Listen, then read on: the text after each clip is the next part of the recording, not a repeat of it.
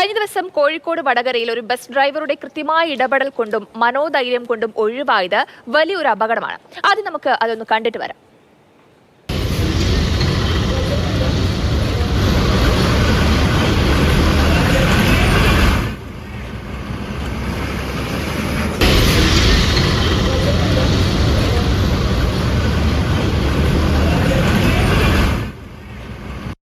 ഉച്ചക്ക് അങ്ങോട്ട് വളയത്തേക്ക് പോകുന്ന ട്രിപ്പേനു.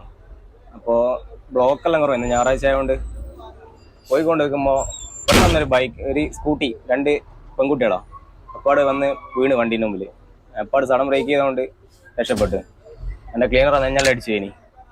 അമ്മാതിരി എന്നാ ചവിട്ടി അതുകൊണ്ട് വണ്ടീൻ്റെ ഉള്ളിലായിക്കില്ല. 2 ആളും പേടിച്ചു കഴിഞ്ഞു വല്ലാണ്ട്.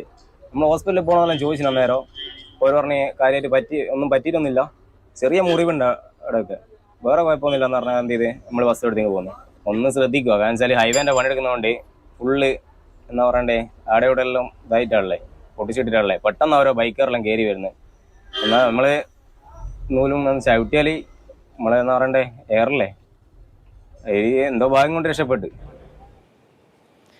ആ ബൈക്ക് യാത്രക്കാർ അത്ഭുതകരമായിട്ടാണ് രക്ഷപ്പെടുന്നത്. ആ ബസ് ഡ്രൈവറുടെ മനോധൈര്യം എത്ര പറഞ്ഞാലും മതിയാവില്ല. അത് അഭിനന്ദനാർഹമാണ്. കാരണം അങ്ങനെ ഒരു ഇടപെടലാണ് അവരുടെ ജീവൻ രക്ഷിക്കാനെന്ന് കാരണമായത്.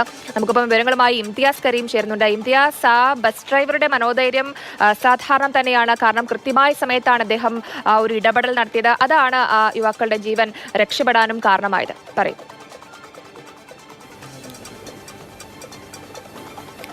ഈ ദൃശ്യം കാണുമ്പോൾ നമുക്ക് ആദ്യം മനസ്സിലേക്ക് വരുന്നത് എത്രയും പെട്ടെന്ന് സ്റ്റാൻഡിലെത്താൻ, സമയം തെറ്റാതെ സ്റ്റാൻഡിലെത്താനൊക്കെ വേണ്ടിയിട്ട് നിരന്തരമായി റോഡുകളിൽ മത്സരയോട്ടം നടത്തുന്ന ബസ്സുകളെ കുറിച്ചായിരിക്കും. ആ രീതിയിലുള്ള വാർത്തകളൊക്കെ നമ്മൾ പലപ്പോഴും കാണാറുമുണ്ട്. ഒരു പക്ഷേ ബസ് ഇടിച്ച് അപകടത്തിൽ പെടുമ്പോഴൊക്കെ ഒരു ഡ്രൈവർ എത്രത്തോളം ഒരു പക്ഷേ ആ ഡ്രൈവർ തന്നെ എല്ലാ കുറ്റവും ഏൽക്കേണ്ടി വരുന്ന ഒരു സാഹചര്യമൊക്കെ ഉണ്ടാവാറുണ്ട്.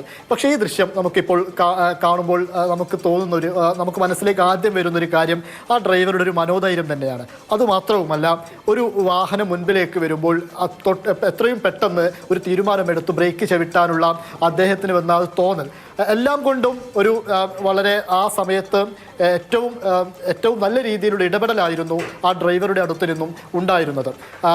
വടകര വളയം റൂട്ടിലോടുന്ന സ്വകാര്യ ബസ്സാണിത്. അശ്വിൻലാൽ എന്നാണ് ഈ ഡ്രൈവറുടെ പേര്. അദ്ദേഹം 10 വർഷമായിട്ട് ഈ ബസ് ഡ്രൈവറായിട്ട് ജോലി ചെയ്യുന്നുണ്ട്. ഒരുപക്ഷെ ഒരുപാട് തവണ അദ്ദേഹത്തിന് ഇത്തരത്തിലുള്ള അനുഭവങ്ങളും ഒക്കെ ഉണ്ടായിട്ടുണ്ടാവാം. ഇതിപ്പോൾ ഈ ദേശീയപാതയുടെ പണി നടക്കുന്നത് കൊണ്ട് തന്നെ പല ഭാഗങ്ങളും പൊളിച്ചിട്ടിരിക്കുകയാണ്. ആ രീതിയിൽ വലിയ സ്പീഡിലൊന്നും ഒരു പക്ഷേ വാഹനങ്ങൾക്ക് പോകാനൊന്നും സാധിക്കുന്നില്ല. സർവീസ് റോഡ് ഉണ്ടാക്കിയും തൊട്ടപ്പുറത്ത് റോഡ് കീറിയിട്ടുമൊക്കെയാണ് വാഹനങ്ങൾ പോകുന്നത്. ഒരു കഷ്ടി എന്തായാലും ആ ഒരു ഇടപെടൽ കൊണ്ട് 2 ജീവനുകൾ രക്ഷപ്പെട്ടു. ഇത്തരത്തിൽ പലപ്പോഴും നമുക്ക് സമയോചിതമായി ഇടപെടൽ നടത്താൻ കഴിയാറില്ല. ആളുകൾക്ക് പെട്ടെന്ന് പാനിക്കായി പോവുകയൊക്കെയാണ് നമ്മൾ ചെയ്യാറ്. എന്തായാലും ആ ബസ് ഡ്രൈവർ ഏറെ കയ്യടി അർഹിക്കുന്നുണ്ട്.